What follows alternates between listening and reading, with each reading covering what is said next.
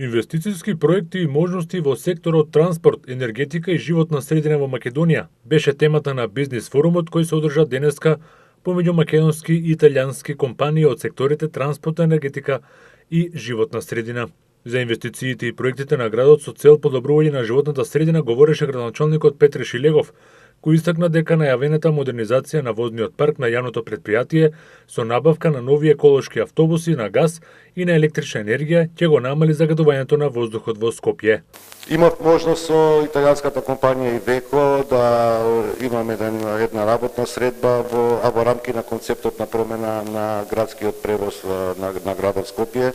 бидејќи знаете дека нашиот град има сериозни проблеми со загаденоста на воздухот. Ивеко е реномирана светска компанија која што презентираше пред градската администрација можност за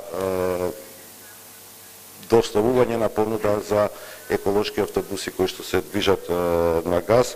Очекувам дека до крајот на оваа година градот ќе ја спроведе и заврши постапката за набавка на 30 нови такви, најмалку 30 нови такви автобуси, така што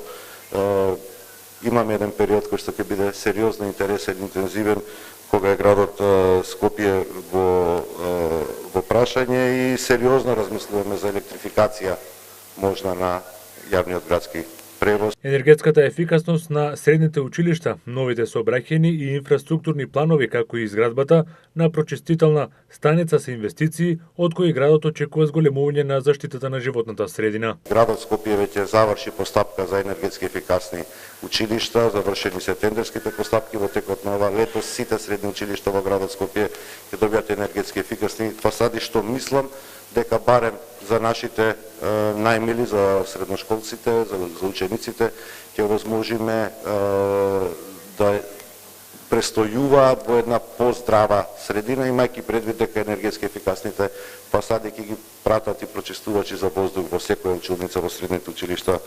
на нашиот град. На форумот беа презентирани проекти и програми поддржани од Европската Унија и од меѓународни финансиски институции во патната и железничката инфраструктура, во енергетиката и во животната средина.